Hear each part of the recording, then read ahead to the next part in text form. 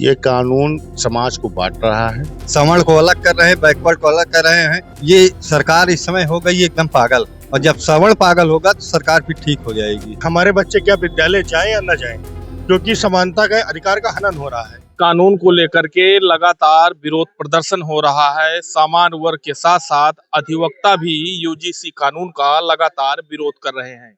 मेरे साथ कुछ प्रबुद्ध लोग हैं और अधिवक्ता भी हैं जो लगातार विरोध कर रहे हैं यूजीसी कानून को लेकर के। मेरे साथ बातचीत करने के लिए हैं, आप देख सकते हैं जो अधिवक्ता जो है सुबह से ही लगातार यूजीसी कानून को लेकर के प्रदर्शन कर रहे हैं। आपका क्या नाम है और क्यों आप लोग? प्रशांत सिंह एडवोकेट है।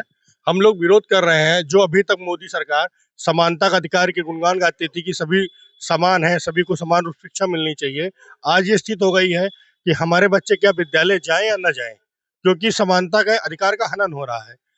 हम लोग पहले आपने सिस्टम लाया, चलिए ठीक है, कोई दिक्कत नहीं, आपने उनको अधिकार दिया, आप शिक्षा में उनको अधिकार दे रहे हैं, लेकिन आज हमारे बच्चों के साथ जो भविष्य के साथ खिलवाड़ हो रहा है, वो कॉलेज जाएंगे, किसी ने उनको किसी टीका लगा के संबोधित किया, हम अगर कॉलेज जाते हैं, और किसी अगले ओबीसी या किसी समुदाय को बुरा लग जाता है कि आदमी टीका लगा के मेरा मजाक उड़ा रहा है, आप उस पर भी मुकदमा कर देंगे। ऐसा काला कानून आप लाए हैं। आप क्या चाहते हैं कि सवर्ण समाज खत्म हो जाए, वो किसी भी कहीं मुंह उठाने लायक ना रह जाए। ये मैं सरकार की घोर निंदा करता हूँ। इस कानून को तुरंत वापस लें। मेरे साथ और लोग हैं बातचीत करने के लिए। यूजीसी जो कानून है उस पे आप लोग क्यों विरोध कर रहे हैं? ये कानून समाज को बांट रहा है।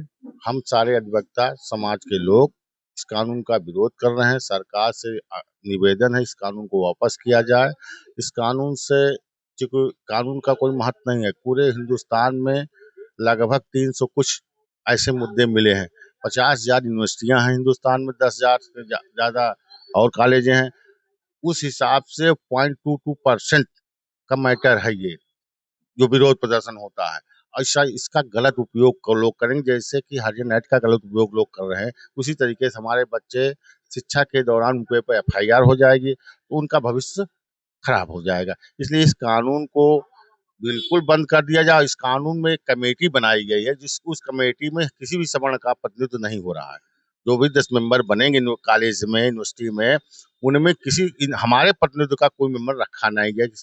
तो कैसे हम माने हमारा समर्थन करेंगे लोग, जब हमारे विरोधी ही इसमें है तो हमारा समर्थन कैसे करेंगे?